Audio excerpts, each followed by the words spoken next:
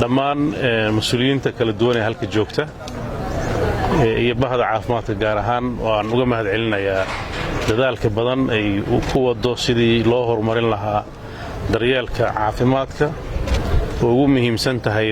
daryeelka hooyada iyo dhallaanka oo runtii ah meesha bulshadeenna oo dubdhaxaadka u ah muddadii u dambaysay waxaa lala tacaalayay xanuunka COVID-19 oo runtii khaasatan magaaladan oo meel sare ku taalla oo dhici kara qabowga inuu qayb ka yahay saamayn badan ku yeesha fididiisa iyo dadka inta badan u ildaran ama u dhintayba waxaa ilaahay mahadiisa maanta in lagu guulaystay inuu yaallo maaragtay warshadii oxygen-ta soo saaraysay maadaama xanuunkan uu ahaa xanuun nagu cusub oo xanuunada aad looga gaashaaman jiray uusan horey u ahayn runtii waxaan maanta fursaddan uga faa'iidaysanayaa xanuunkan weli waa joogaa adduunkana waa joogaa in talooyinka caafimaadka aad loo ilaaliyo oo ugu horrayso sidii looga hortegi lahaa in uu qofku qaado midda labaad oo ugu muhiimsanna waxa weeye in tallaalkii la qaato magaalo kasta oo puntlandna waxaa diyaar ku ah ilaa 3 nooc oo tallaala oo kala duwan waxaan ku boorinayaa bulshada puntland meel kasta oo ay joogto inay tallaalka qaataan tallaalka ayaa wuxuu yahay waxa keliya oo aan uga hortegi karno inaan yarayno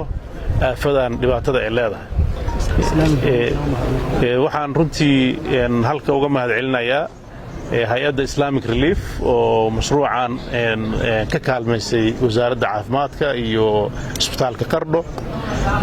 saad ogtihiin magaalooyinka xoogoodu hadda boosaaso waa la rakibay Qardho maantay rakiban tahay garow waa ku yaalaan gaalkacyana insha Allah gacanta lagu hayaa magaalooyinka kaleeto waaweyn saasa loo gaari karaa baynama maalintii uu naqabsaday xanuunkan hal warshado yar oo private ay ku taalay gaalkacyadiina muddo yar kadib jabtay laga keeni jiray deegaano kale oo fogfog iyo dibadda marka maanta waa ilaahay mahadiis haddii ay noqoto wax loo gaashaantay sida la malaynayana waa xanuun muddo noolaan doon ilaahay maaragtay waxaan ka baryaynaa inuu dadka ka dulqaado marka dadaal badan waxaan si gaar uga mahadcelinayaa bahda caafimaadka guud ahaan gaar ahaan dadka sida gaarka ula tacaali jiray xanuunka COVID-19 iyo xarumihii COVID-19 iyo howlwadeennadii ka shaqeynay aad baad u mahadsantihiin wassalaamu calaykum waraxmatullahi wabarakaatu